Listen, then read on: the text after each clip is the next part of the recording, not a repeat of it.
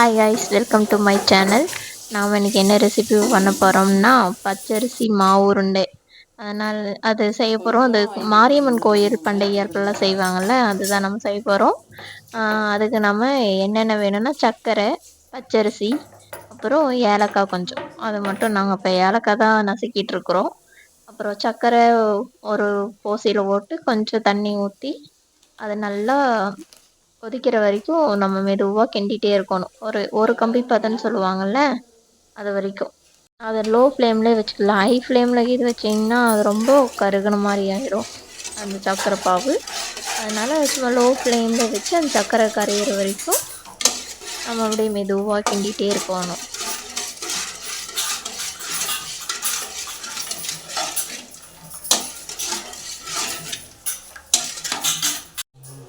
அந்த சர்க்கரை பாவு ஒரு பக்கம் ரெடி ஆகிட்டுருக்கு.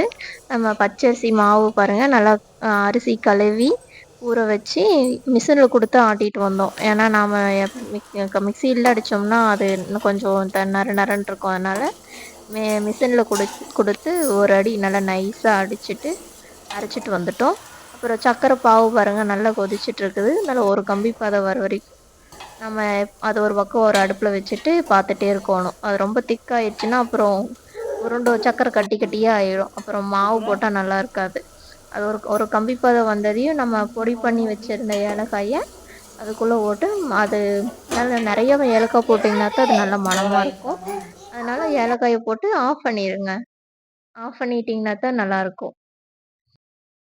இப்போ சக்கரை பாவு ரெடி ஆயிடுச்சு. நம்ம மாவில் ஊற்றி பிசைஞ்சிக்க வேண்டியதான். அது சூடாக இருக்கிற போதே ஊற்றினா தான் அது நல்லா இறுக்கமாக இருக்கும். மாவு நல்லா நம்ம பிடிக்கிற ஷேப்புக்கு அது நல்லா கரெக்டாக வரும். நம்ம வீட்டிலே சாப்பிட்றதுனால நம்ம கொஞ்சம் நமக்கு வேணுன்ற அளவுக்கு நம்ம எந்த ஷேப்பில் வேணுமோ அந்த ஷேப்பில் பிடிச்சிக்கலாம். அதனால் கொஞ்சம் சூடாக இருக்கிற போதே நீங்கள் மாவு பிசைஞ்சிங்கன்னா தான் அதை நீங்கள் பிடிக்கிற ஷேப்புக்கு கரெக்டாக வரும். அதனால் சூடாகவே நம்ம ஊற்றி அது சூடாக இருக்கும்ல, அதனால் கரண்டியை வச்சு நாங்கள் கிண்டிகிட்ருக்கோம். நல்லா அது கொஞ்சம் கொஞ்சமாக ஊற்றுங்க. எல்லாம் ஒட்டுக்கா ஊற்றிட்டிங்கன்னா அப்புறம் பிடிக்க முடியாது. சர்க்கரை பாவு இல்லை அதிகமாக போயிடும், இல்லை மாவு கம்மியாக போயிடும். அது நமக்கு தெரியாதுல்ல. அதனால் கொஞ்சம் கொஞ்சமாக ஊற்றி சின்ன சின்ன உருண்டையாக ஃபஸ்ட்டு பிடிச்சி வச்சுக்கோங்க.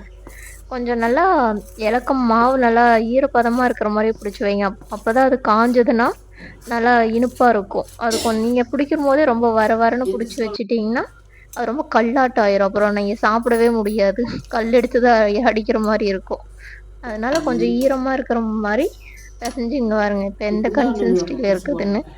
அந்த மாதிரி கொஞ்சம் கொலன்னு இருக்கிற மாதிரியே நீங்கள் பிடிச்சி வச்சிங்கன்னா தான் நீங்கள் சாப்பிடும்போது அது சுடும்போது அழகாக இருக்கும், சாப்பிட முடியும்.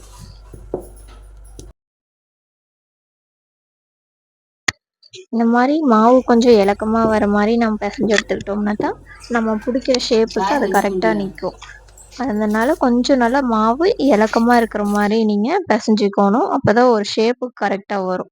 நாங்கள் வீட்டுக்கு சாப்பிட்றதுனால சின்ன சின்ன உருண்டையாக தான் நாங்கள் பிடிச்சி வச்சுக்கிட்டோம். அதனால் நாங்கள் இதுவே போடுறோன்ட்டு விட்டுட்டோம். அதே கோயிலுக்கெல்லாம் கொண்டு போகணும்னா அழகாக நீட்டாக கொண்டு போகலாம். இந்த மாதிரி மோர் வீடியோஸ் வேணும்னா நம்ம சேனல் லைக் பண்ணுங்கள், ஷேர் பண்ணுங்கள், சப்ஸ்கிரைப் பண்ணுங்கள்.